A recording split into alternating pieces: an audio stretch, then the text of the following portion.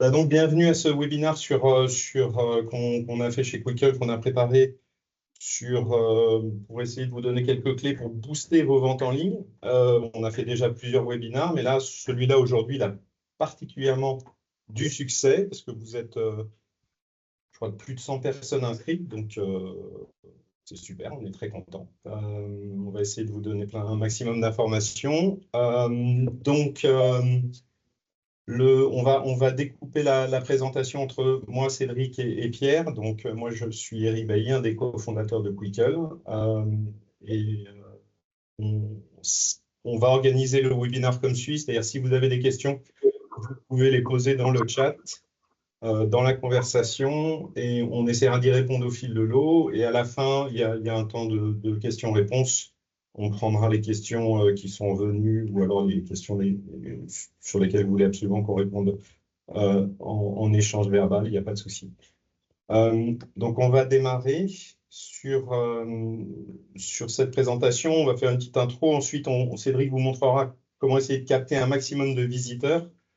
Pierre, de maximiser la conversion des visiteurs qui viennent sur votre site en ligne ou sur votre vente en ligne. J'essaierai de reprendre le flambeau pour vous expliquer comment maximiser les ventes qui sont faites en ligne. On viendra sur quelques outils de mesure pour arriver à mesurer les performances de la vente en ligne. Et puis, à la fin, il y aura une petite séance de questions-réponses. Je commence mon intro en redisant peut-être des banalités, mais les bénéfices de la vente en ligne, ils sont quand même majeurs pour les activités de loisirs. Le parcours du client, il est facilité, le visiteur, il est rassuré, il sait qu'il a acheté un billet ou qu'il a une place réservée. Voilà. La trésorerie, bien évidemment, elle est améliorée. L'accueil est plus fluide, les temps d'attente à l'entrée des établissements, des sites de loisirs sont réduits. Les données clients que vous pouvez avoir quand vous vendez en ligne, elles s'accumulent et c'est de la donnée que vous pouvez réutiliser après pour la fidélisation ou des actions marketing. Tout ce qui est pré-réservé, c'est pas de vente en caisse, c'est moins de temps d'attente, donc c'est un staff qui est moins stressé. Et aussi, on y reviendra, les ventes en ligne, ça veut dire aussi un chiffre d'affaires qui est optimisé. On y reviendra avec des exemples concrets.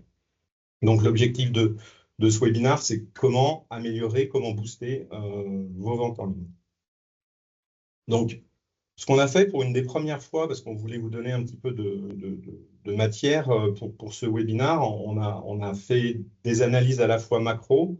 On a analysé 400 comptes, parce que maintenant on a plus de 500 sites utilisateurs de Quickle. Donc évidemment, il y en a qui sont très récents, il n'y a pas encore beaucoup de recul, etc. Mais enfin, on a pris 400 comptes qu'on a analysés de manière macro. Donc 400 sites de loisirs qui utilisent Quickle pour leur vente sur site et leur vente en ligne et pour les réservations. Alors, bien sûr, tout ça, c'est totalement anonymisé, etc. Mais on a zoomé quand même sur certains cas, bonnes pratiques, mauvaises pratiques, pour différencier, en effet, des pratiques quant à la vente en ligne. Et donc, on va essayer de vous donner un petit peu de matière sur ces informations avec certains exemples. Ce qu'on constate déjà en intro, c'est qu'il y a une super grande diversité d'utilisation de la vente en ligne. Si je prends la part de la vente en ligne dans les encaissements, de frappe là. En fait, on s'aperçoit que le médian, c'est des ventes en ligne qui sont autour de 10-15% des flux financiers, pas plus. Voilà. Ça, c'est le médian sur à peu près les 400 utilisateurs de Quickle. Et après, on a une très grande disparité. Il y a quelques sites qui font plus de 50% et il y a quelques sites qui ne vendent pas du tout en ligne. Ensuite, à l'intérieur, on a aussi découpé par secteur d'activité, entre aussi l'indoor et l'outdoor. Et on s'aperçoit en fait qu'à l'intérieur des secteurs secteurs d'activité, il y a énormément de disparités également. C'est-à-dire qu'évidemment, il y a quelques secteurs, comme par exemple tout ce qui est cours et ateliers, ou bien tout ce qui est action game, escape game, type Prison Island, des choses comme ça. Il y a plus de ventes en ligne que dans la moyenne de ce qu'on constate. Mais en fait, chaque secteur n'est pas vraiment. Il n'y a pas des secteurs qui vendent énormément en ligne et d'autres secteurs d'activité qui ne vendent pas en ligne. Mais à l'intérieur de chaque secteur, et c'est pour ça que vous avez des colonnes ici à droite, on voit des minimums et des maximums. C'est-à-dire que, par exemple, dans tout ce qui est petite enfance, parc de jeux pour enfants, etc., il y a des gens qui vendent pas du tout en ligne, 2%, et il y a des gens qui font 100% de leur vente en ligne. Donc ça, c'est important de comprendre ça. Ensuite, je vais donner un exemple très concret. La vente en ligne, ça peut être un booster de chiffre d'affaires. Alors, évidemment, il y a très longtemps, la vente en ligne était associée à du low cost, etc. Ce n'est plus du tout le cas aujourd'hui. La vente en ligne permet de vendre plus. Donc là, j'ai illustré avec un exemple. On a 3 sites de loisirs qui proposent à 3 endroits différents en France la même activité, le même concept, la même expérience sous la même marque.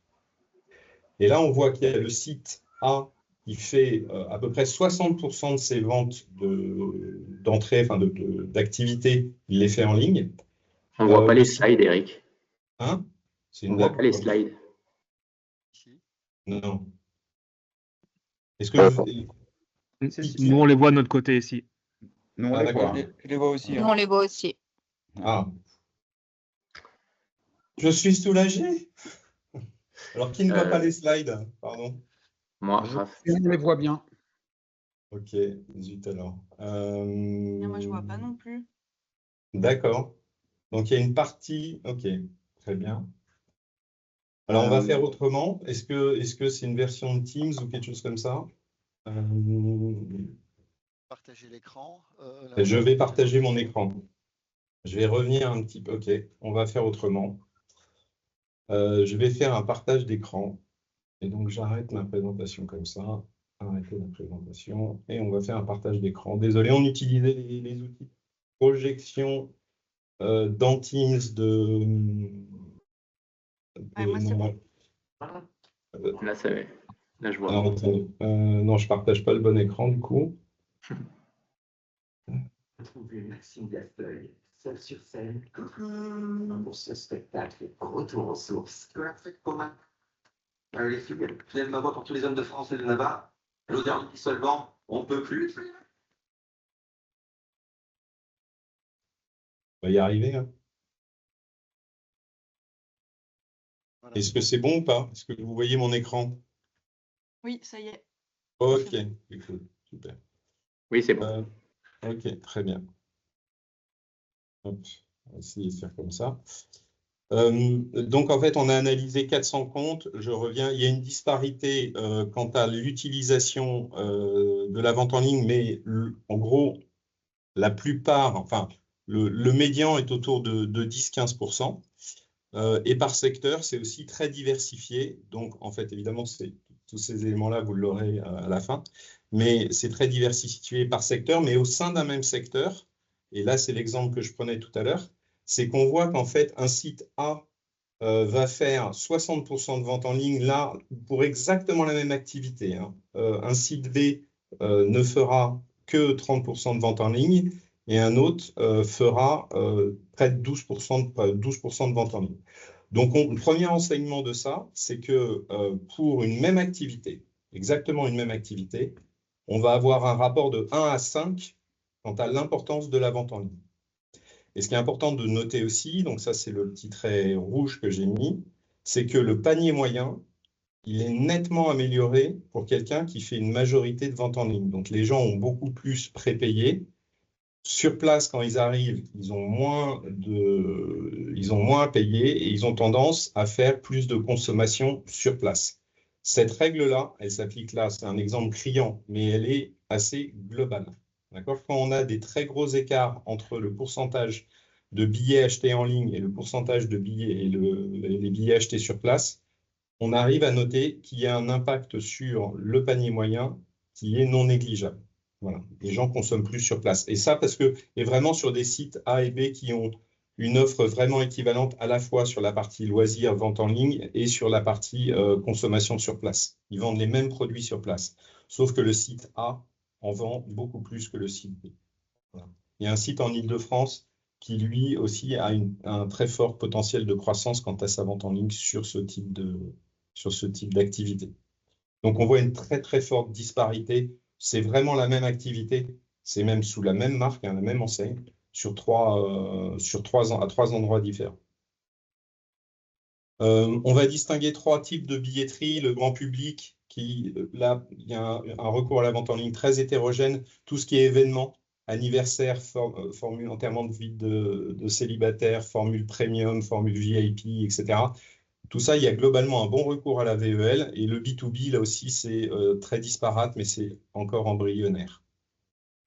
Et il y a dernière info en introduction que je vous donne, parce que ça, c'est intéressant. Ce qu'on a fait quand même sur la partie macro de cette analyse, c'est qu'on a vu combien de temps, en fait, un petit peu pour driver aussi vos actions marketing, combien de temps avant un passage sur site, combien de temps avant la visite, les gens achètent leurs billets.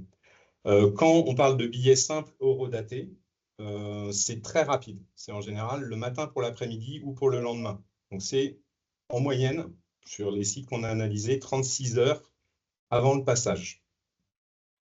Après, il y a les billets simples non datés qui sont achetés un tout petit peu avant. Les gens achètent des billets, peut-être ils ne savent pas exactement quel jour ils viennent, et donc en général, ils passent. Alors, ils peuvent aussi acheter le matin pour l'après-midi, mais sur les billets non datés, on voit que c'est un tout petit peu plus, c'est plutôt 2 à 3 jours. Voilà. Après, il y a ce qu'on appelle les activités de groupe, mais pas dans le cadre d'un événement, mais on vient à 5 ou 6 faire une activité type action game, etc. Et là, on voit que c'est des réservations simples qui sont faites 3 à 5 jours avant l'événement. Ensuite, si on passe sur la partie événementielle, donc les événements grand public, alors ce que j'appelle les événements grand public, c'est les anniversaires, les enterrements de vie de célibataires, c'est tout ce qui est visite privilège, donc les expériences passion soigneur, par exemple, dans des parcs animaliers. En fait, pour ces activités, on voit qu'il y a une disparité déjà qu'on a notée entre l'indoor et l'outdoor. Les activités indoor pour les groupes, type anniversaire, hein, vraiment sur des formules enfants plutôt assez similaires, on s'aperçoit que les gens réservent plus longtemps avant sur des sites indoor qu'en outdoor. Ensuite, alors à l'exception des expériences VIP dans les parcs zoologiques qui sont réservées très longtemps à l'avance, enfin en général, alors après ça dépend évidemment, mais on a noté plutôt une moyenne autour de 40 à 60 jours. Ce qu'on note aussi, c'est que les prestations pour les enfants sont réservées plus tôt que celles pour les adolescents ou les adultes. On a noté ça sur des sites qui font des formules pour des groupes qui ciblent des enfants, mais des ados et des adultes. On note cette tendance-là. Pour les enfants, c'est prévu largement à l'avance. Ensuite, ce qu'on a noté aussi, c'est sur des mêmes formules, on a noté des prestations premium, et plus la prestation est premium, plus elle est réservée à l'avance. Donc, par exemple, on a noté des formules anniversaires. Sur les formules anniversaires, quand vous avez, par exemple, 3 formules, avec une formule de base et puis 2 formules premium, les formules premium vont être réservées plus longtemps à l'avance que la formule standard, qui semble être plutôt un recours de dernière minute, entre guillemets, même si 19 jours à l'avance, c'est pas mal. Enfin, dans cet exemple-là, c'est une illustration. Mais on voit que les formules premium, elles sont encore réservées plus longtemps à l'avance. Et ce n'est pas une question de capacité, de place, etc. C'est vraiment, on l'a noté sans impératif de place. C'est juste les gens s'organisent différemment quand ils achètent des formules un peu premium. Et ensuite, par exemple, on a un autre exemple, c'est par exemple dans un parc zoologique, les journées complètes immersives, elles sont réservées beaucoup plus longtemps à l'avance que la demi-journée qui, elle, est réservée un peu plus tôt, un peu plus tard. Voilà. On a essayé pour le B2B, tout ce qui est billetterie CSE, pour voir combien de temps, mais c'est beaucoup trop disparate. Même au sein d'un seul établissement, vous avez des CE qui vont acheter des billets, les vendre tout de suite, et d'autres CE, les billets ils vont être consommés beaucoup plus tard. Pareil pour les centres de loisirs, les réservations des scolaires, etc. C'est trop de disparité sur les pratiques pour arriver à tirer des conclusions des moyennes intéressantes. Voilà. Donc, ce qu'on va montrer très rapidement, enfin très rapidement, pas rapidement, mais on va creuser maintenant comment capter des visiteurs et les attirer sur votre site. Ensuite, comment convertir ces visiteurs. Donc, voilà, vous avez attiré des visiteurs sur votre site. Comment les convertir et leur pousser à s'intéresser à vos produits, à mettre des choses au panier, etc. Troisième étape, comment vendre et vendre plus. Donc, comment faciliter la conversion d'achat et l'optimisation du panier moyen de ce que vos clients achètent en ligne. Et ensuite, quelques outils de mesure pour mesurer la performance de vos tunnels ou de vos opérations. Donc, je vais passer la main à Cédric, qui va vous parler, et on est déjà un petit peu en retard, de comment capter vos visiteurs. Hop, alors je vais partager mon écran maintenant. Donc,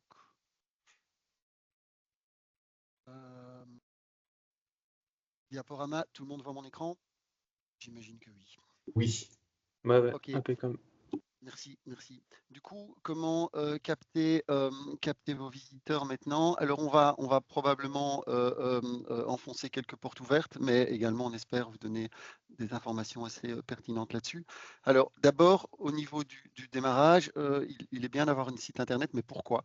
Donc, on parle aussi d'éducation, d'éduquer vous-même, d'éduquer vos équipes, d'éduquer vos clients. Pourquoi se rendre sur votre site Internet? Par exemple, pour payer moins cher grâce à une tarification avantageuse, pour faire gagner du temps à vos équipes. Le samedi après-midi, le client qui vous téléphone pour demander des infos sur la formule premium, bah, ça fait 20 minutes de perdu. Donc, si on le renvoie sur le site, toutes les équipes vont gagner du temps, elles pourront se concentrer sur les visiteurs.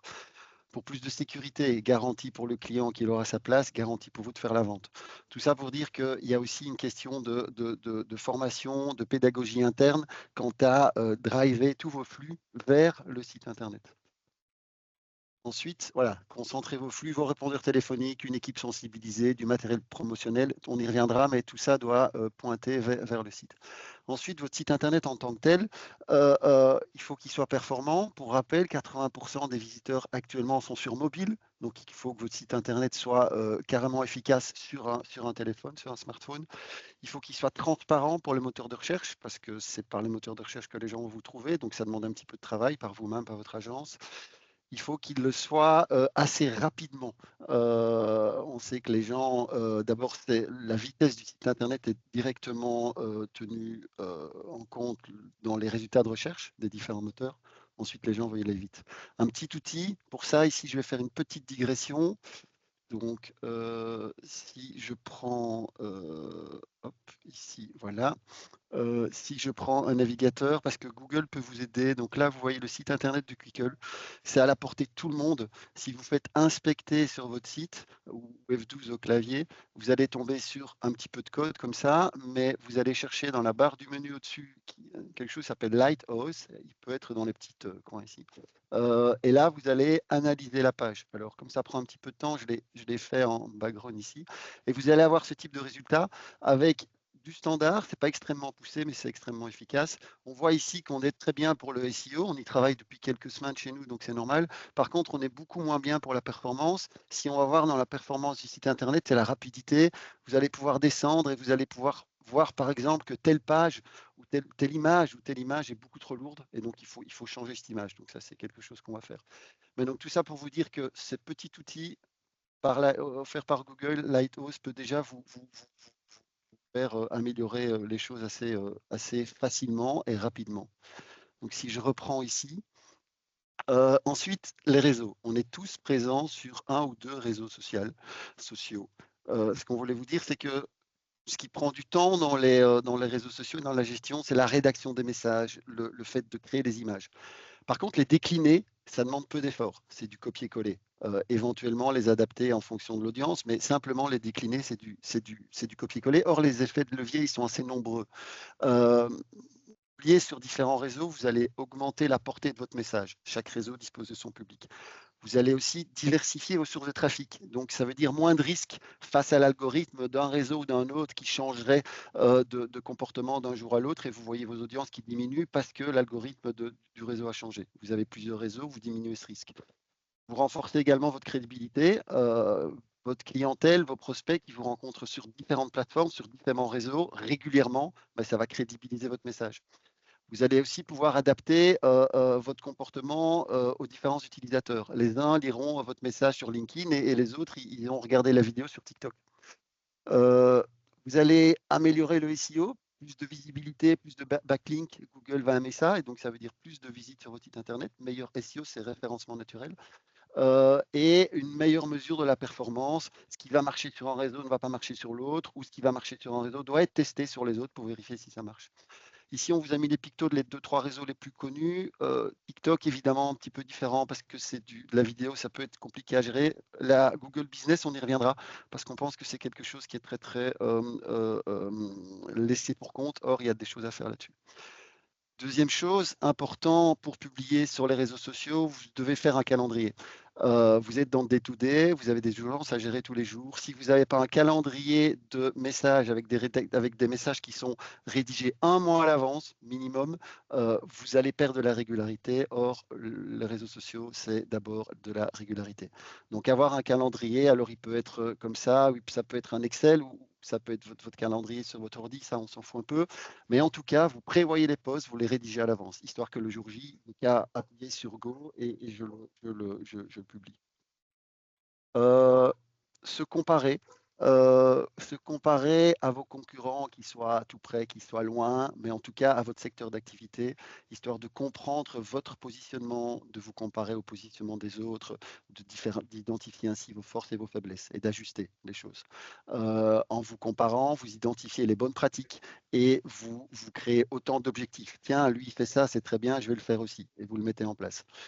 Vous anticipez les menaces, les opportunités, vous n'êtes pas pris au dépourvu, vous détectez une nouvelle tendance, une nouvelle manière de, et vous pouvez également vous la mettre en place. Ou vous détectez un segment qui n'est pas ciblé par vos concurrents et du coup, vous pouvez foncer dedans. Bref, vous vous évaluez en performance et vous évoluez.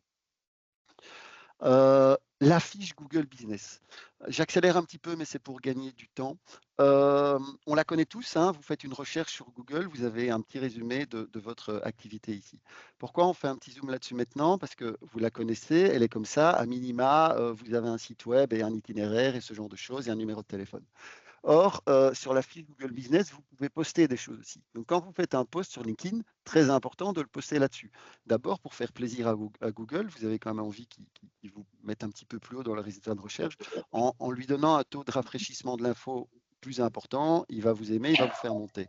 En plus, vous voyez, il y a un petit lien ici. Donc, quand vous postez quelque chose sur Google Business, vous pouvez mettre un bouton. Et donc ici, quelqu'un fait une recherche sur Google Webinar, il tombe sur Quickle Webinar, il tombe sur Quickle, tout de suite, il réserve. On vous parle constamment de diminuer le nombre de clics. Et bien ici, du bouton réserver, on va aller tout de suite réserver votre activité ou acheter vos produits. Troisième chose, vous avez sur la fiche Google Business possibilité de mettre un autre bouton, directement voir les billets ici. Donc là, on ne parle même pas d'un post, on parle de en dessous du bouton site web, un bouton voir les billets qui sera un lien direct sur votre vente en ligne. Encore une fois, on vous parle de limiter le nombre de clics. Ça veut dire quoi? Les gens vous recherchent, les gens vous trouvent, ils n'ont même pas besoin de passer sur votre site internet, ils arrivent tout de suite sur votre vente en ligne. C'est assez magique. Vous me direz, tiens, mais le site est fermé ici, pourtant il y a voir les billets. Pourquoi? Parce que très intelligemment, effectivement, ce site est fermé, mais il y a un bouton voir les billets. Ils vend quoi actuellement? Vous tombez sur quoi si vous cliquez là-dessus? Vous tombez sur ses bons cadeaux et ses abonnements et sa billetterie open pour la saison prochaine.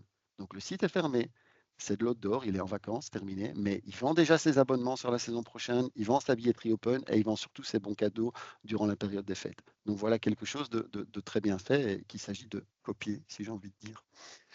Alors, je reviens un petit peu vers le début. Pas oublier des trucs bêtes et méchants.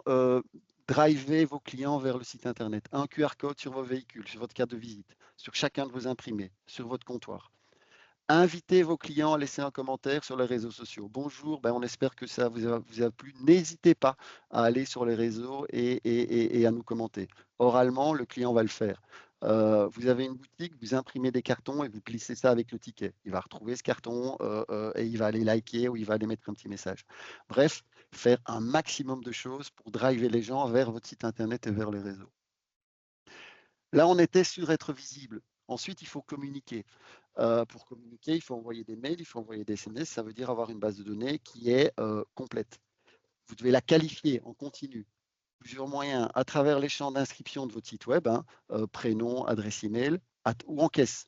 Mais attention, prenez uniquement ce que vous avez besoin. Le prénom et l'email, ça ne sert à rien de prendre plein d'infos. Ça va faire autant de freins à l'achat. Pourquoi on a mis de la billetterie CSE ici? Parce que la billetterie CSE, c'est des clients que vous ne connaissez pas. Vous avez des CSE en client, mais vous n'avez pas l'utilisateur final. Quand vous le voyez arriver en caisse, ça prend 2 secondes que de prendre son email et son numéro de téléphone pour pouvoir le relancer demain. C'est déjà un client, autant le relancer. Et à cette fin, on n'oublie pas la borne d'auto-enregistrement client qui est comprise dans votre abonnement. Un petit QR code à afficher en caisse. Bonjour client, je ne vous connais pas. Ben, écoutez, avant de prendre votre vente, s'il vous plaît, scannez ça. Ils vont arriver sur le formulaire d'auto-enregistrement. Ils vont d'abord voir un petit pop-up qui fait la promotion de ce que vous avez envie de faire. Ils vont rentrer leur nom, leur prénom, leur email. Ils vont s'enregistrer. Vous allez les retrouver dans votre base de données. Vous allez faire une vente à leur nom. C'est un flux assez rapide et ça qualifie votre base de données en temps réel. Communiquer, enfin, des newsletters 3-4 fois par an, des informations génériques, la vie du parc, la nouvelle activité, l'ouverture de la saison, la fermeture de la saison, simplement pour vous maintenir en vie dans le cerveau de vos visiteurs. Okay. Également, les moments clés, Halloween, Pâques, les vacances, que sais-je, un petit mail qui explique ce que fait le parc ou ce qu'il ne fait pas pour cette période-là. Pensez à des segments. Vous avez des données, vous avez la date d'anniversaire des enfants, vous avez la date d'anniversaire des mariages et ce genre de choses.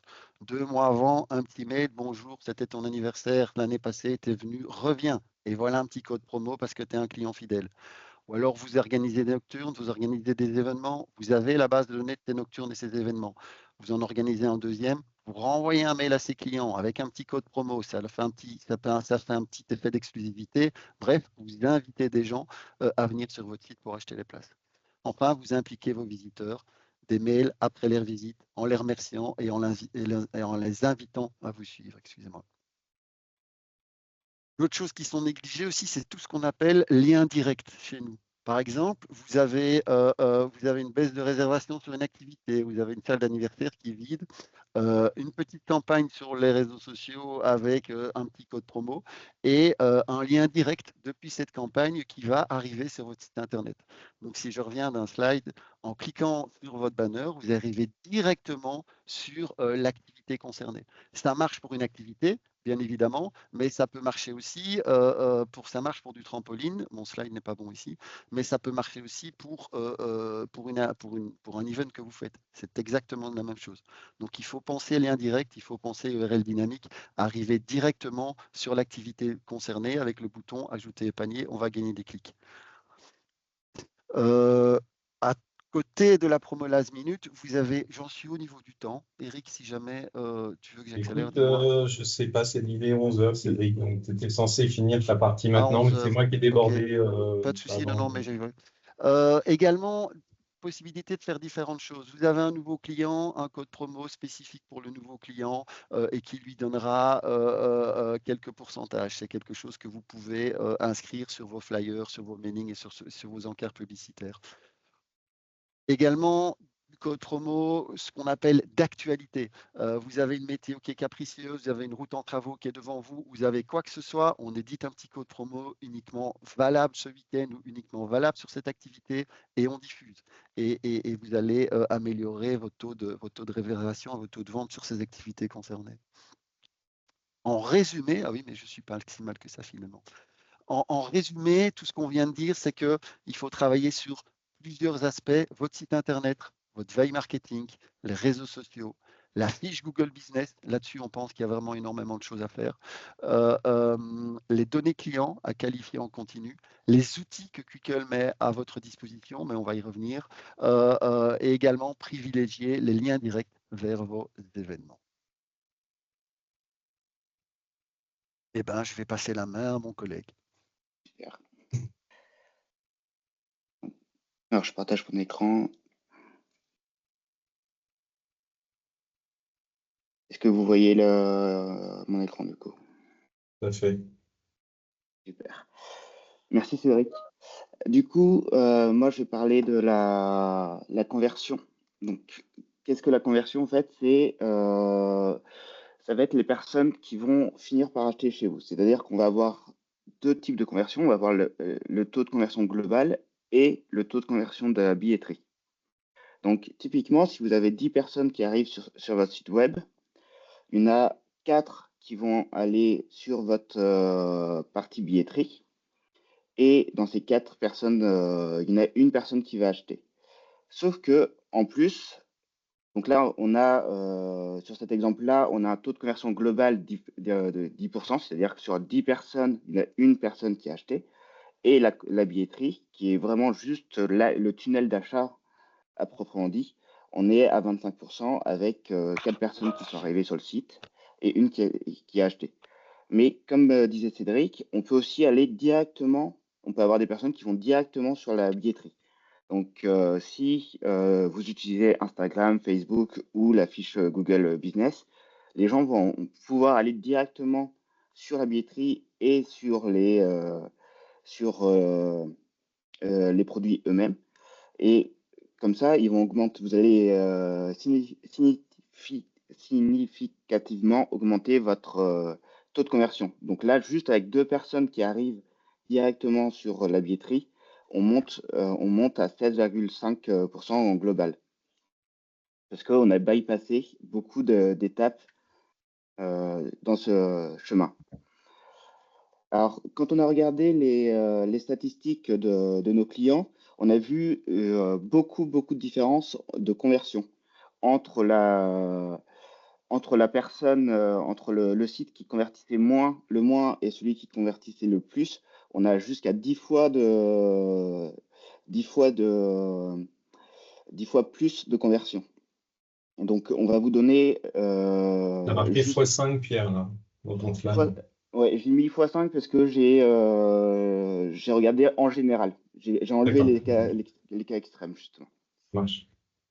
Et donc, en général, justement, on a vu quand même des disparités jusqu'à x5. Et parmi ça, qu'est-ce qui a changé beaucoup? Le premier point, c'est faciliter le parcours client. On a aussi harmonisé l'image de marque. On va revenir sur tous ces points après. Optimiser la mise en avant des offres et une stratégie tarifaire qui pouvait varier. Donc, le premier élément pour faciliter le parcours client, c'est l'élément le principal, le plus important, en fait, c'est d'avoir une visibilité constante et attractive sur le bouton de réservation. Donc, si je prends le parc Beauval, par exemple, on va avoir systématiquement en haut à droite un bouton billetterie. Quel que soit l'endroit où on est sur la page, on va avoir en plus des offres du moment, des offres mises en avant qui vont nous ramener directement sur la billetterie et directement sur les produits, donc avec les liens dont a parlé Cédric. C'est aussi possible même d'avoir une offre en pop-up où on va pouvoir dire aujourd'hui vous avez 20% sur les réservations et vous pouvez emmener directement grâce au lien direct sur un produit avec le jour sélectionné. Donc vous pouvez vraiment guider votre client comme ça. Et surtout, pensez à regarder sur mobile. Sur mobile, vous devez aussi tout le temps avoir un bouton billetterie. Donc là, le Beauval, eux, le mettent en haut à droite. Vous pouvez très bien aussi avoir un bouton en bas, un peu comme Beauval fait avec eux, c'est le chat. Mais vous pouvez garder constamment un bouton, y compris sur mobile, visible. Ensuite, n'hésitez pas aussi à mettre certains produits en avant. Vous pouvez mettre soit vos produits best-sellers, vous pouvez mettre votre produit que vous voulez, votre produit nouveau aussi, avec toujours un lien direct sur ce produit. Et finalement, faciliter le parcours de votre client en lui demandant que les éléments nécessaires. Si au niveau opérationnel, vous utilisez que le prénom de la personne et son email, vous n'avez besoin que de demander ça.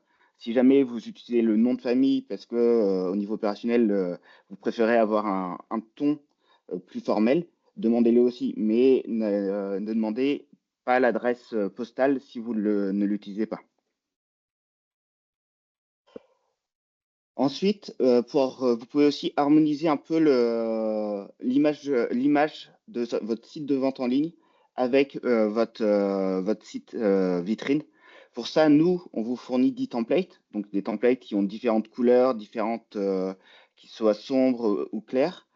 Et si vous n'avez pas votre propre template mis en place, n'hésitez pas à revenir vers nous. Mais aussi, vous pouvez très bien fournir et demander un template personnalisé à votre agence qui gère votre site web pour créer un site vitrine à votre image. Donc là, j'ai mis 4 exemples de nos clients. On voit vraiment qu'on peut personnaliser le look and feel de votre site. Suite à ça, vous pouvez aussi optimiser et augmenter les conversions en mettant en avant vos offres. Utilisez des textes courts. N'hésitez pas à utiliser des pop-up pour afficher plus d'informations. Indiquer tous les détails, tous les éléments d'un produit n'est pas nécessaire à cet endroit, à ce moment-là. Il vaut mieux vraiment avoir un texte, une phrase, 2 phrases percutantes que avoir toutes les conditions de vente à ce niveau. Utilisez beaucoup les images. Les images restent le point de focus des visiteurs. Donc, faites attention au cadrage, utilisez des logos, typiquement pour les action games, c'est quelque chose qui marche bien. Gardez des images dynamiques et vraiment, sentez-vous libre de garder votre charte graphique dans vos images. Et finalement, essayez de hiérarchiser l'offre. Donc, pour ça, vous pouvez utiliser des catégories avec des liens directs vers les catégories. Vous pouvez utiliser les tags pour filtrer directement vos produits et utiliser ces éléments à bon escient. Le dernier point pour aider à convertir, ça va être aussi d'inciter vos visiteurs à acheter en avance. L'avantage étant qu'ils vont, comme disait Eric, ils vont ensuite redépenser sur place. Donc, vous pouvez réfléchir à une stratégie tarifaire différente en ligne que sur place. Donc, on va pouvoir mettre en place de la tarification dynamique, utiliser les jauges qui vont avoir un effet déclencheur avec une peur de manquer. Donc, cet effet déclencheur va apparaître grâce aux jauges. Vous pouvez aussi mettre en avant certaines jauges avec, par exemple, les jauges best-seller ou au contraire les jauges que vous voulez plus tranquilles avec des émoticônes. Vous pouvez mettre dans votre planning, vous pouvez rajouter des émoticônes qui sont vite aperçus par les clients. Mettez en place aussi des ventes flash via les réseaux sociaux. Donc, tout comme l'exemple que je donnais avant de la pop-up, mais vous pouvez très bien mettre un lien qui va directement sur un produit, sur une journée, depuis Facebook, depuis Insta. Vous pouvez aussi anticiper les achats. Et donc, Eric vous donnait tout à l'heure les points les dates de réservation en avance de vos clients. N'hésitez pas à regarder ça et proposer des achats anticipés. Donc, en faisant une offre promo à J-X, par exemple, je vais inciter le client à réserver son billet. Et en réservant son billet, premièrement, je sécurise le fait qu'il vienne, quelle que soit la météo, et je favorise le fait qu'il regarde attentivement et qu'il se prépare mentalement à venir, ce qui fait qu'il va d'autant plus apprécier sa venue, il va avoir de l'anticipation sur son activité. Et aussi, vous pouvez offrir une offre plus restreinte en ligne. Donc, plutôt que de tout afficher et de perdre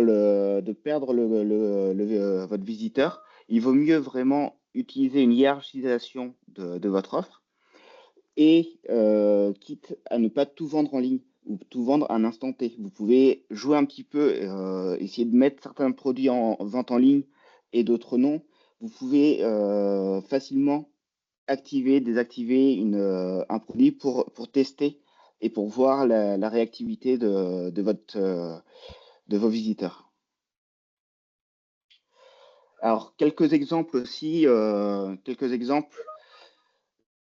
pour convertir. On peut jouer avec les tarifs heure pleine, heure creuse. Par exemple, un billet à 20 € peut devenir 18 € en heure creuse et 22 € en heure pleine. Donc ça va encourager vos visiteurs à venir en heure creuse, ce qui va vous permettre de fluidifier aussi votre côté opérationnel. Et à terme, en ayant 25% qui achètent en heure creuse et 75% en heure pleine, in fine, vous avez augmenté votre panier moyen de 1 €. Vous pouvez offrir des réservations de groupe pour faire une réduction de groupe, par exemple le 11e gratuit, pour favoriser le fait qu'ils viennent d'augmenter le nombre de personnes qui viennent sur votre lieu. Et au niveau web, vous pouvez aussi réduire légèrement vos prix, principalement à J-X. Alors même en fait, Pierre, je complète, hein, on voit que en fait maintenant il y a vraiment des sites qui n'hésitent pas, enfin pas encore très nombreux, hein, mais c'est une nouvelle tendance à dire que la vente en ligne, en fait, ils augmentent le prix du billet en caisse. Alors souvent, c'est des personnes qui ferment en hiver et qui réouvrent la nouvelle saison et le prix en caisse a augmenté. Et en fait, donc, le prix global n'a pas augmenté. Simplement, maintenant, il est disponible en ligne. Donc, et ça, c'est à des fins de vraiment dire au client, acheter en ligne, c'est dans votre intérêt. Même si le client va acheter 5 minutes avant d'arriver sur son téléphone, il va gagner 1 ou 2 € par billet. Mais au moins, toute l'opération de caisse n'aura pas à être faite. Du coup, ça fluidifie énormément l'accueil. Et je vais te laisser la parole, Eric. Ok, donc je vais reprendre. Donc suite à ça, on va voir comment. Du coup, c'est moi qui vais repartager mon écran.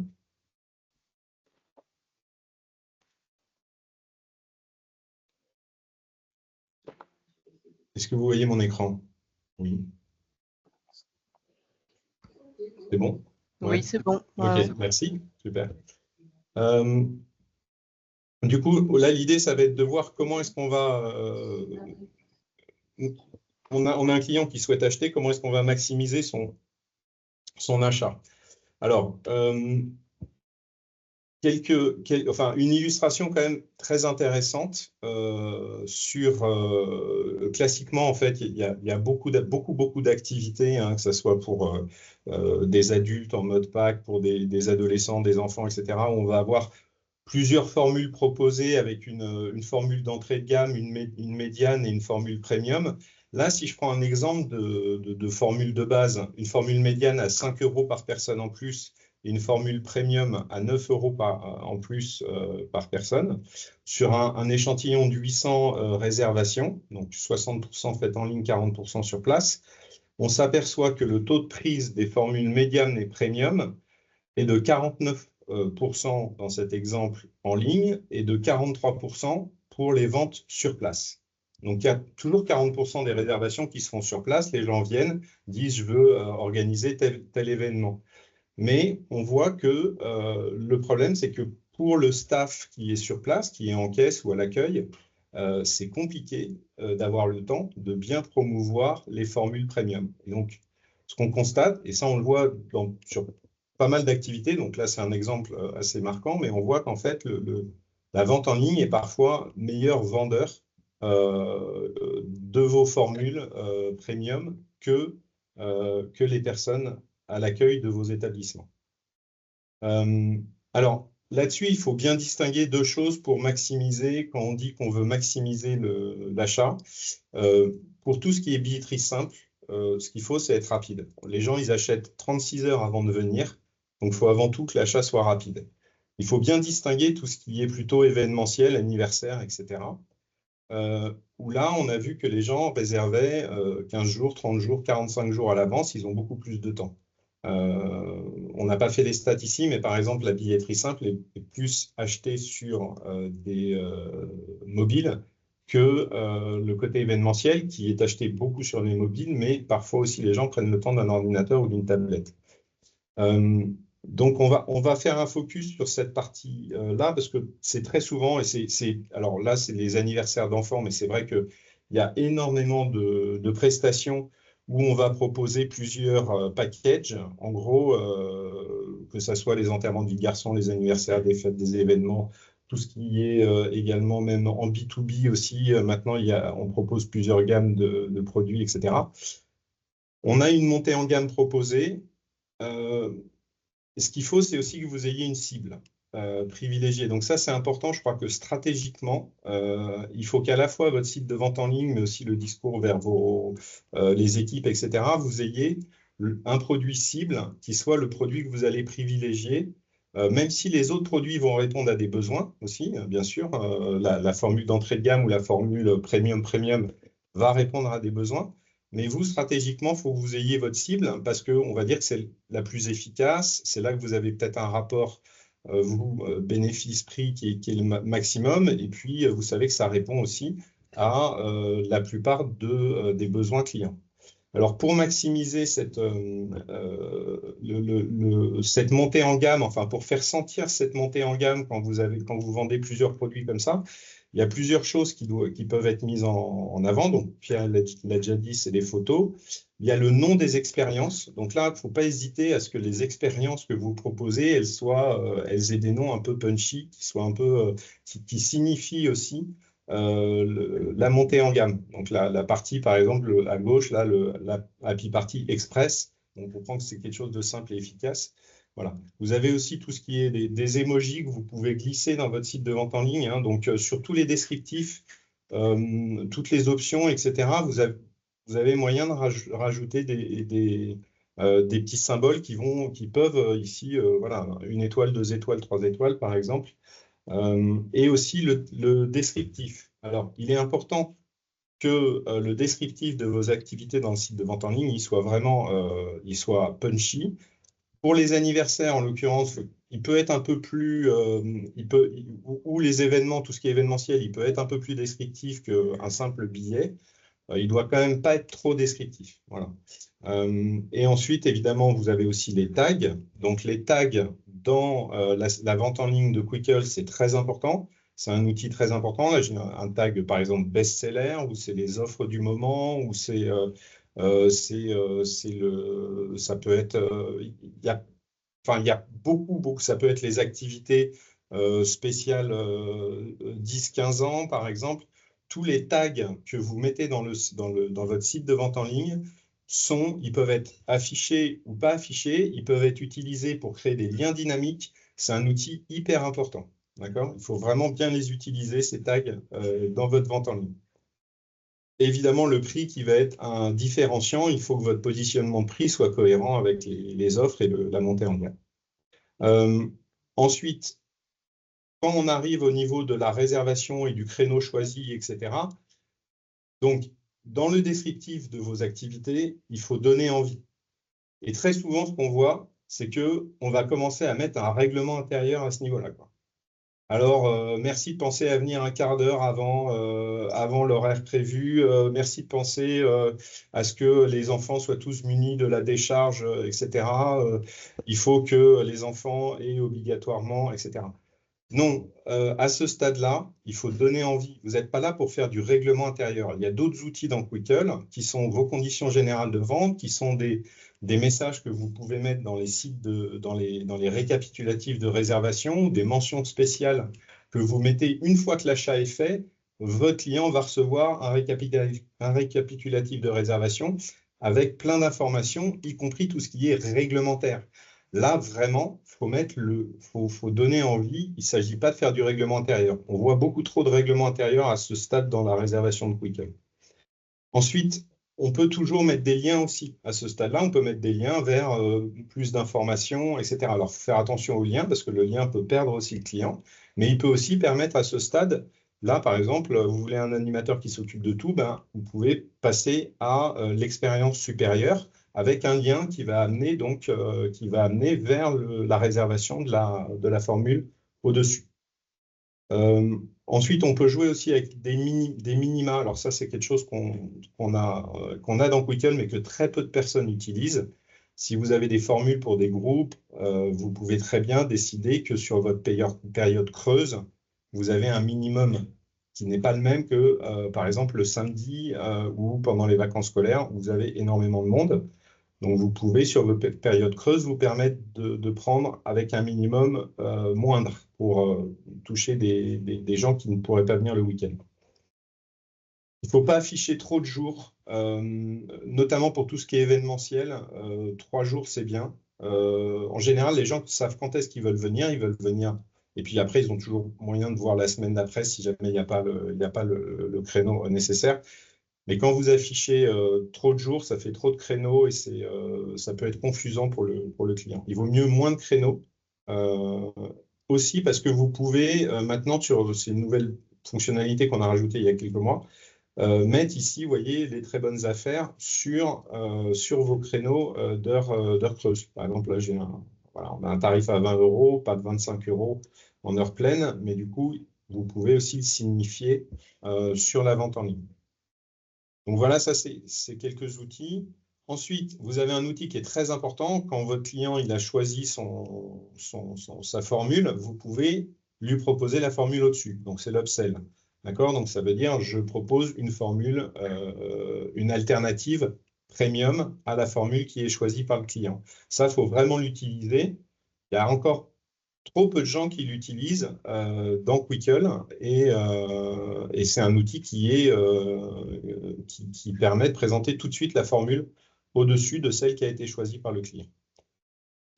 Ensuite, dans tout ce qui est options, alors il y a un certain nombre de choses auxquelles il faut penser, notamment dans les options, il faudrait pouvoir proposer des options avec des noms sympathiques, entre guillemets. D'accord? Donc, par exemple, Pignata versus Pignata en folie. D'accord? Il faut que votre client, par le nom des expériences, par les textes que vous mettez dans la réservation ou quand vous paramétrez vos activités, vous pouvez mettre un petit texte d'introduction à chaque étape des options proposées. N'hésitez pas à ce que ce texte soit parlant. D'accord? Donc, voilà, une pignata pour un moment de défoulement inoubliable. Pour gâter vos invités, vous avez une option cadeau. Donc, il faut que les mots que vous utilisez, vous pouvez mettre des petits emojis là encore, etc., les photos des produits, les noms des produits, tout ça, vous pouvez jouer avec et rendre ça attractif en faisant vivre par votre client son émotion. Enfin, son expérience avant l'heure. Voilà. Ensuite, à droite, vous avez un petit rappel là, parce que pour tout ce qui est vente additionnelle, les options, il y a plusieurs modalités. Quand on donne une option dans un package, on peut vendre une option par personne, d'accord? Ou bien une option avec un nombre quantifiable, ou bien un forfait pour l'ensemble du groupe, d'accord? Donc, vous avez toutes ces flexibilités-là qui sont à votre disposition et qui vous permettent de proposer différents types d'options pour optimiser le panier moyen de vos réservations et de vos ventes en ligne. Par contre, pour tout ce qui est le conseil vraiment, c'est tout ce qui est entrée simple, c'est une option maximum. On va pas, pour tout ce qui est package, événementiel, vous pouvez en proposer 5, 6. Pour ce qui est entrée simple, ne vous amusez pas à proposer 4 options différentes. Vous allez perdre des clients. Là, le but du jeu, c'est vraiment d'être efficace et rapide. Ensuite, il y a ce qu'on appelle le cross-sell. Alors, le cross-sell, c'est la proposition d'activités supplémentaires. Donc, votre client a mis quelque chose dans son panier et on va lui proposer d'autres choses. Alors, on peut proposer, là, c'est important de dire qu'on peut proposer 2 types de produits. On peut proposer ce qu'on appelle des bons pour via des billets. Par exemple, bon pour une bouteille de champagne, bon pour un café gourmand, d'accord? Ou alors, on va pouvoir proposer des activités complémentaires réservables sur créneau. D'accord? Donc, c'est 2 choses différentes, mais qui, dans les 2 cas, voilà, ont pour objectif d'agrémenter l'expérience de votre client. Donc, dans les paramétrages de Quickle, ce qu'il faut donc bien comprendre, c'est que vous pouvez, pour un produit donné, définir quels sont les produits qui vont être proposés en produits complémentaires. C'est très ciblé.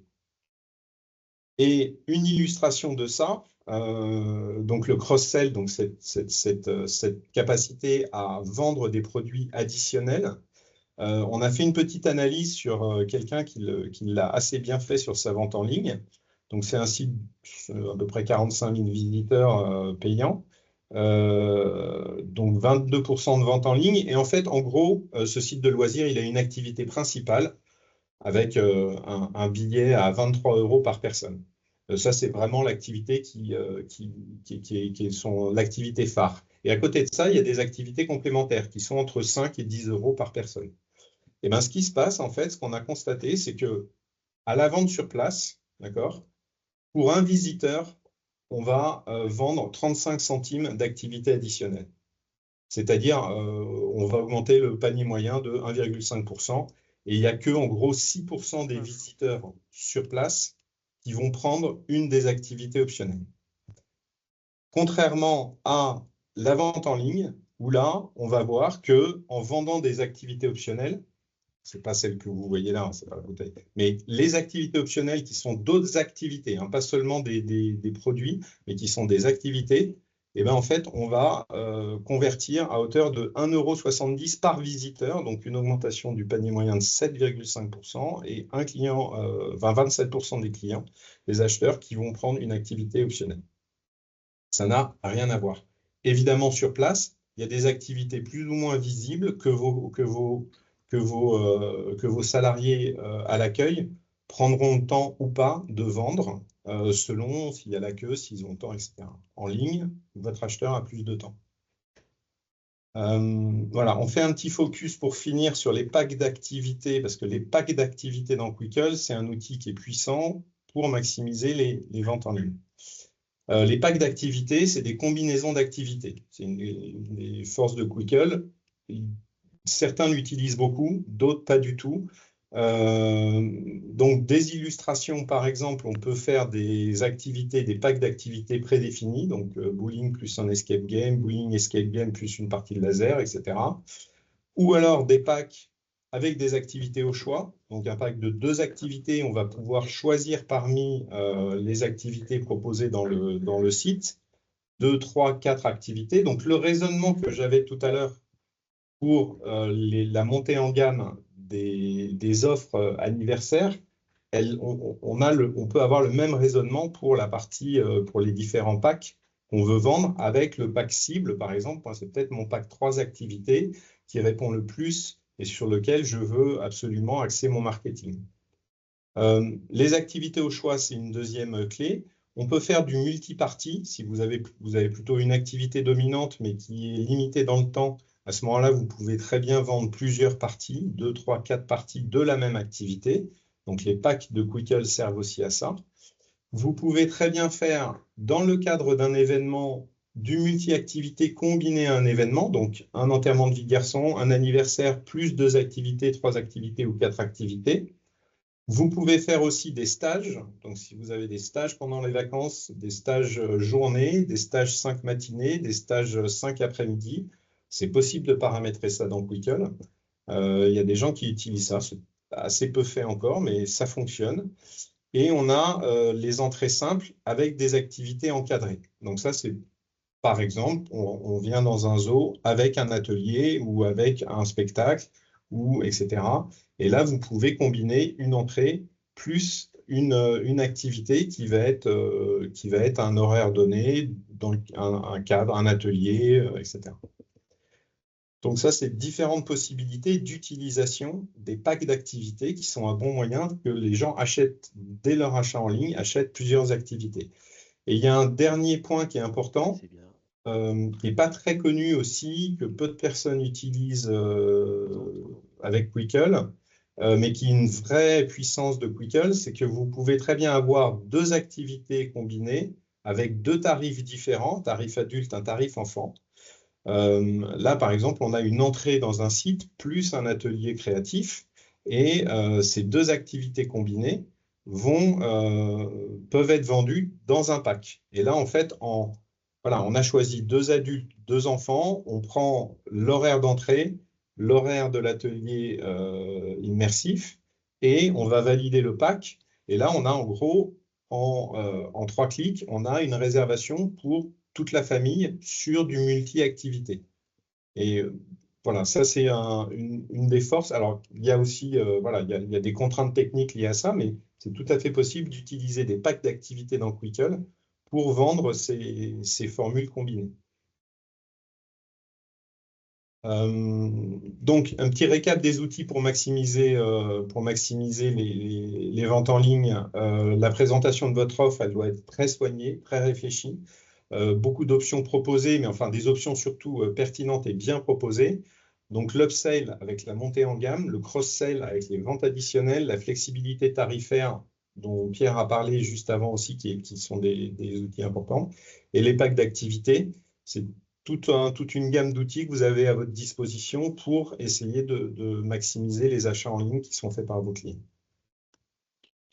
Et sur ce, je vais passer la parole à Pierre, qui va reprendre la main pour vous donner quelques clés pour mesurer les performances de la vente en ligne. Oui. Alors, pour les mesures, ce que vous allez pouvoir faire immédiatement, c'est depuis les statistiques de Quickle, vous avez les réservations. D'où viennent les réservations? Donc ça, ça sera seulement pour les activités réservées, mais vous allez pouvoir voir les réservations sur devis, sur le planning, Internet et en caisse. L'autre point, c'est avec Quickle BI, vous allez avoir votre chiffre d'affaires par caisse directement. Et vous pouvez filtrer du coup par produit et par catégorie, etc. Donc ça, c'est pour mesurer vraiment le côté vente. Derrière, vous pouvez aussi utiliser des outils externes, donc typiquement Excel avec les journaux de vente, des ventes. Dans les journaux de vente, vous avez la caisse qui a été utilisée pour la vente. Et comme ça, vous pouvez suivre, justement, recalculer tout le SHIA par source. Et aussi, vous pouvez regarder simplement au niveau de votre comptabilité, quel mode de paiement est utilisé, si c'est le mode de paiement en ligne ou le mode de paiement sur caisse. Et vous pouvez comme ça suivre l'évolution de vos ventes en caisse. Et ensuite, le dernier point, c'est le suivi du parcours client. Donc, pour ça, il faut faire installer Google Tag Manager et le lier à Google Analytics. Donc, une fois que ça c'est fait, tous les événements du parcours client sont remontés. Par exemple, quand il voit un produit, quand il rajoute dans son panier, quand il va sur son panier, qu'il se connecte à son compte ou encore qu'il achète, qu'il réalise l'acte d'achat. Tous ces événements sont remontés dans Google Analytics. Et grâce à ça, vous pouvez suivre le parcours du client depuis la création de sa session. Donc, c'est le moment où il va aller soit sur votre site web, soit directement sur la page de billetterie, jusqu'à son achat. Et vous pouvez aussi suivre les performances de vente en ligne directement dans Google Analytics avec les produits, vos produits phares, les produits les plus souvent vus, par exemple. Dernier point, c'est aussi utiliser les trackings de vos campagnes de communication. Donc, que ce soit les trackings Google ou tracking Facebook Pixel. Ces informations-là sont remontées et comme ça, vous pouvez planifier non seulement, comme disait Cédric en début de webinaire, vos campagnes, mais aussi vous pouvez avoir du suivi derrière et voir les performances de vos campagnes. Et pour finir, surtout, allez sur votre site à la fois web et billetterie depuis votre mobile, depuis un ordinateur. Testez d'acheter un produit, un de vos propres produits. Regardez régulièrement et n'hésitez pas à demander des retours clients, avoir des retours sur leur parcours d'achat pour travailler dessus. Voilà pour la partie. Je complète juste, Pierre, sur ce que tu viens de dire là, mais je crois même aussi qu'en fait, c'est très important que vous, bien sûr, testiez le parcours de votre client depuis votre site internet jusqu'à l'achat en ligne, etc. Pour bien tout comprendre et tout appréhender. Et aussi que les équipes qui accueillent les clients soient familiarisées avec ce parcours en ligne. Je crois que, il y a certains des utilisateurs de Quickle qui montrent à leurs équipes et d'autres fois, les équipes ne savent pas du tout ce qui peut se passer en amont et comment se passe un achat de billets en ligne ou une réservation en ligne. Et je pense que c'est important que l'équipe qui accueille les clients sur site sache comment le parcours client s'est déroulé en amont. Et Pierre, si tu peux juste compléter pour expliquer qui peut, dans la partie mise en place des outils Google Analytics, GTA, etc., qui peut faire ça? Parce que c'est pas forcément évident. Pour la mise en place des éléments Google, donc GTM, GA4, il y a des tutoriels qui sont disponibles au niveau de notre knowledge base. Du coup, quelqu'un qui a la fibre technique pourra le faire sans problème. Après, si vous n'avez pas la fibre technique, des agences de communication ou des agences marketing sauront parfaitement mettre ça en place simplement. Donc le principe, c'est de nous passer en fait un identifiant. Et cet identifiant-là, nous, on va l'utiliser pour vous remonter les événements. Et dans Google, on peut lier ces événements à notre Google Analytics, du coup, ce qui permet de suivre vraiment votre parcours client de A à Z.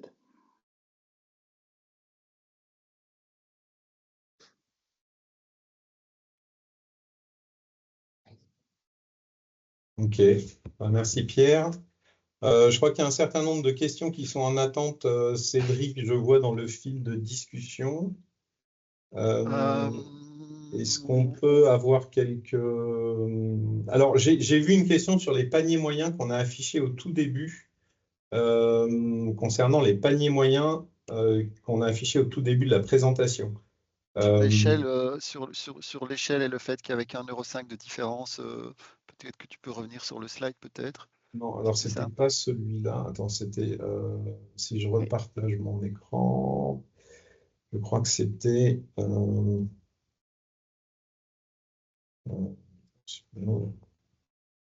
c'était sur l'évolution par site. C'était il arrive. Là, ici. Ce panier moyen, c'est le paiement moyen en ligne qui est fait. Donc ça ne dépend pas en fait du nombre de c'est pas un panier moyen par visiteur qui est une information que vous retrouvez dans Quickle. Là, c'est vraiment l'achat moyen en ligne qui est fait. En fait, Eric, c'était le slide, voilà, celui-là. Il y avait les deux questions. Donc celui-là. Et celui-là. D'accord. Et du coup, la question était la question, c'était l'évolution qu'il n'y avait que 1,50 € de différence entre le panier du site A et le panier du site C. Ouais. Oui, mais ce qui est déjà, si vous arrivez à faire 1,50 € pour chacun de vos visiteurs en En plus, c'est quand même assez impactant, je pense. Mais ça fait 8%, d'augmentation quand même. Ouais. Oui, vous m'entendez? Oui. Oui, c'était moi qui avais posé cette question parce qu'en fait, l'échelle de côté, en fait, elle démarrait à 21. Ah oui, tout à fait. Non, oui, ok. Et- L'échelle, oui, c'est 21 à 24. En effet, là, c'est pour ça que j'ai marqué 8% de panier moyen. C'est en effet, on ne triple pas le panier moyen. En effet, vous avez raison. Autant la vente en ligne, elle est vraiment multipliée par 5 entre le site C et le site A, mais le panier moyen, en effet, il augmente que de, entre guillemets, 8%. Mais ce qui est déjà impactant. Mais en effet, on ne triple pas le panier moyen. Mais c'est vrai qu'1,50 €, c'est déjà bien. Si chaque visiteur paye 1,50 € en plus, je pense qu'on peut se dire qu'on a réussi quelque chose, quoi. Ok. Il y avait une question sur le fait de pouvoir pointer directement vers une date sur la VL de Google et pas sur un produit. Celle-là, elle vient de tomber, mais comme ça, on répond à tout le monde. On peut pointer sur une date, quand on est en mono-activité, on peut aller pointer sur une date, c'est possible.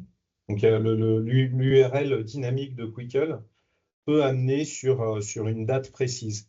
Il y a un cas d'usage qui est assez, qui est assez rigolo, c'est qu'en fait, des fois, il y a des gens qui ont des annulations pour quelque chose qui est un événement. Donc, il y a une place qui se libère. Par exemple, il y a une salle d'événement qui se libère quelques jours avant. Et ben, en fait, on peut faire un lien qui vient pointer directement sur le jour, l'heure, la salle. Et donc, ce lien dynamique, on peut le mettre dans un post en disant une place vient de se libérer. Vous pouvez mettre même un petit code promo, moins 20% last minute, si c'est. Voilà.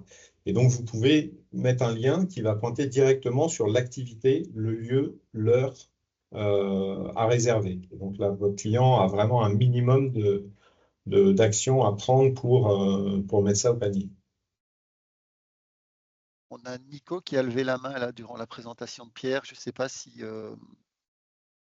Il y a 2-3 mains levées. J'ai vu Bonjour. Guillaume, Julie. Je ne sais pas si vous m'entendez. Oui, tout à fait. Si. Bonjour à tous. J'ai entendu Pierre parler des pixels de Meta, mais je n'ai jamais trouvé sur votre site où on pouvait le noter justement pour pouvoir aussi calculer le nombre de conversions qui viennent directement de Facebook et des plateformes Meta en général, Instagram, etc. D'accord. Pour ça, le Meta en fait, vous fournit un script qui est le script à mettre en place. Et il suffit juste d'envoyer ce script à support@quickle.com et on vous le met en place. Ok, parfait. Je pensais que c'était un simple code comme je dois le mettre dans d'autres plateformes de vente, mais je vous enverrai le script alors. Merci. Il y a Julie qui avait levé la main assez tôt dans la présentation. Ouais, désolé, je ne peux pas aller sur la conversation, donc c'est pour ça que je prends la parole. Pas de souci. Je voulais savoir sur les ventes anticipées où vous disiez qu'il y avait une tarification dynamique. Par exemple, si vous réservez 10 jours à l'avance, vous avez un tarif. Ma question, c'était est-ce qu'on pouvait le faire sur les anniversaires? Par exemple, si vous réservez là où une date n'est pas fixée, vous réservez 3 semaines ou 1 mois à l'avance, votre anniversaire va vous coûter moins cher que si vous réservez 15 jours à l'avance. Et du coup, la date, elle évolue, elle est dynamique. Alors, nous, on n'a pas ça dans Quickle, mais vous pouvez faire, en fait, il faut en fait faire une activité moins chère, réservable, avec un préavis plus long. Donc, en fait, vous faites une activité au prix standard et une activité au prix early bird. Donc, à ce moment-là, cette deuxième activité, elle n'est réservable qu'un mois à l'avance. 30 jours, il faut mettre un préavis de 30 jours dans votre paramétrage de cette activité-là. Donc, elle n'apparaîtra, elle ne sera réservable qu'au moins 30 jours à l'avance. Mais par contre, ça nécessite en effet de faire plusieurs activités. Et donc, ça veut dire qu'il faut que je refasse mon anniversaire. Et dans le choix des anniversaires, il y aura les anniversaires, par exemple, Early Birds.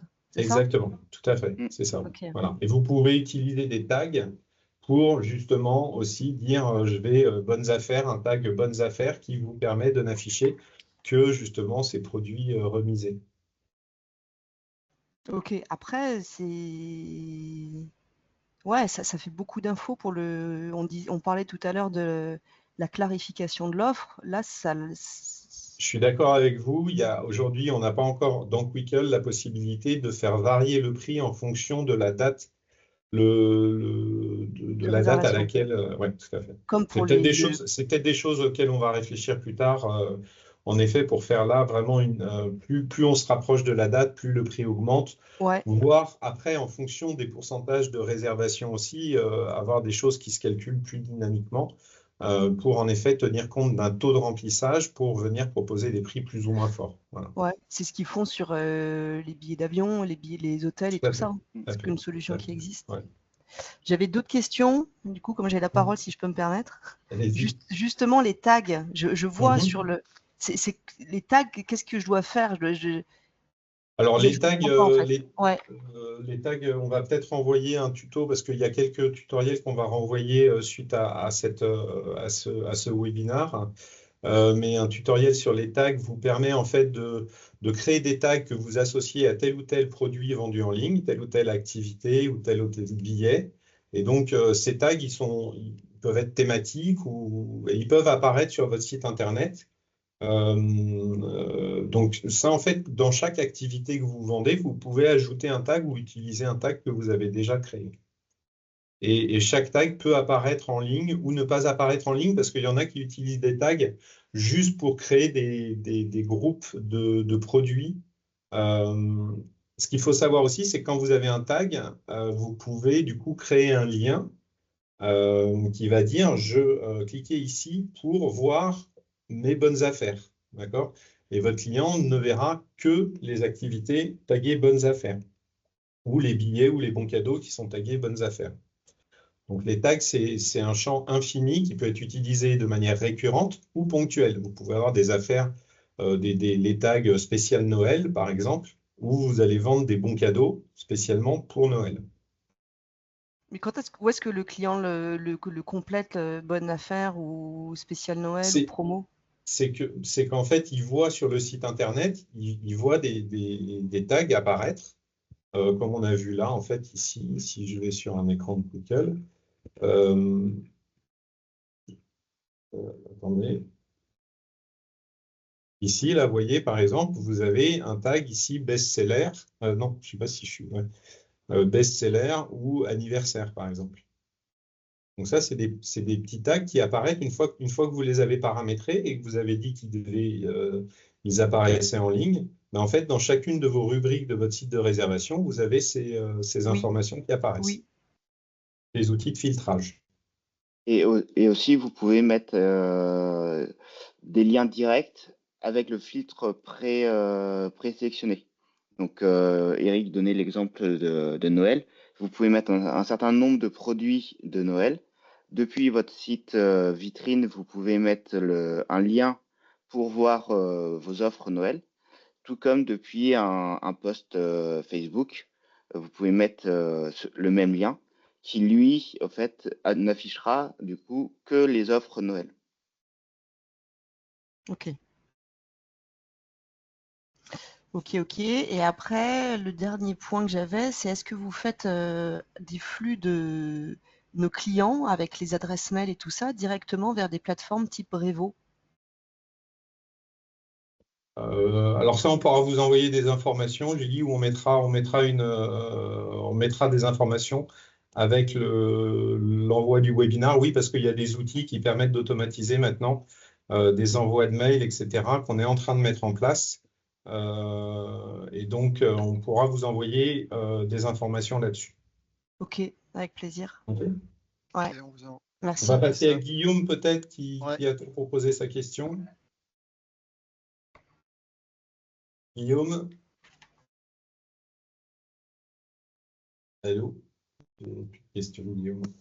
Non, c'est bon, j'avais levé la main parce qu'on ne voyait pas la diapo, mais c'est tout. Il y a Clément alors qui, je pense,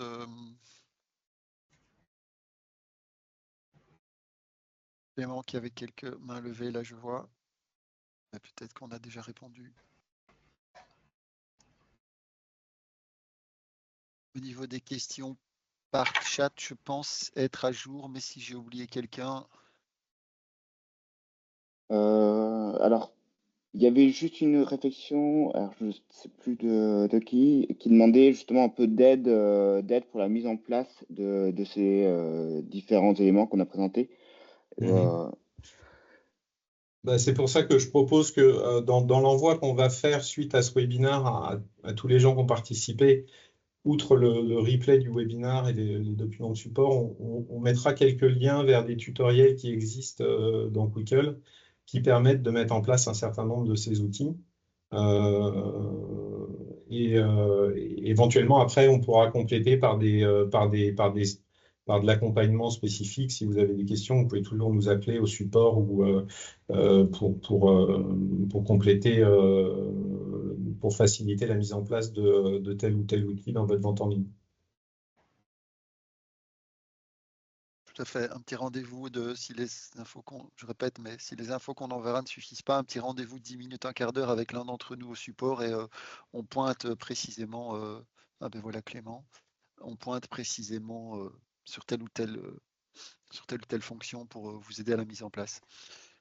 Clément qui vient d'arriver, je pense, avait une question. Je vais